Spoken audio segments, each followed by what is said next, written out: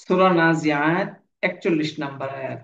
Final জান্নাতা হিয়াল মাওয়া। সূরা নাজিআত 41 নম্বর আয়াত বোঝার জন্য আমাদের অন্তত 5টি শব্দার্থ জানা প্রয়োজন। ফাইন্না, এখানে দুটি শব্দ, ফা এবং ইন্না। ফা সুতরাং, ইন্না নিশ্চয় বা নিঃসন্দেহে। ফাইন্না সুতরাং, নিঃসন্দেহে, আল জান্নাতা মূল শব্দ জান্নাতুন, এটি একটি ইসিম। ফাইন্নাল জান্নাতা সুতরাং নিশ্চয়ই জান্নাত, বা সুতরাং নিঃসন্দেহে জান্নাত, হিয়া সেটি বা তা।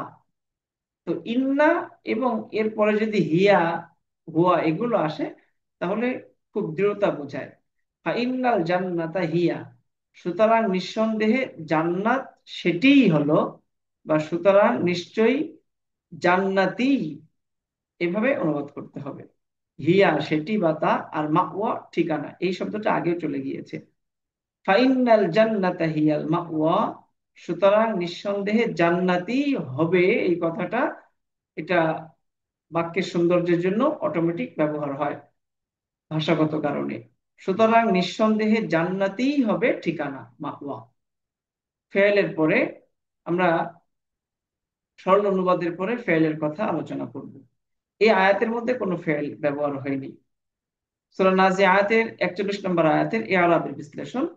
এই আয়াতের মধ্যে যে 5টি শব্দ আছে, ফা ইন্না জান্নাতা, আহ, ফা ইন্না আল জান্নাতা 3, হিয়া 4, মাওয়া 5।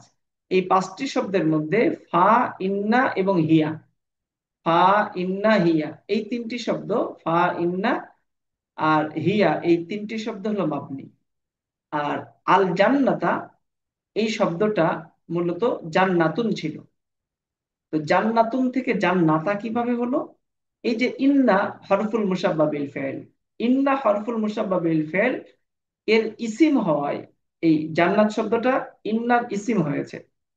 ইন্নার ইসিম হওয়ায় নসবের এআরাব জবর হয়েছে।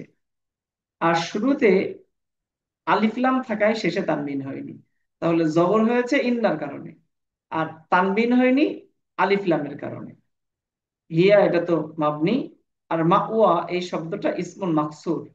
আমরা জানি ইসমুল মাকসুর যে শব্দটা হয় তার শেষে এ আরাব প্রকাশ পায় না। তবে এ আরাবের দৃষ্টিকোণ থেকে মাওয়া শব্দটি পূর্ববর্তী ইন্না এর খবর হওয়ায় মারফু অবস্থায় রয়েছে। এ আরাবের অবস্থানের দিক থেকে সেটি মারফু অবস্থায় রয়েছে। তবে শব্দটা ইসমুল মাকসুর, শেষে এ আরাবটা প্রকাশ পায় না।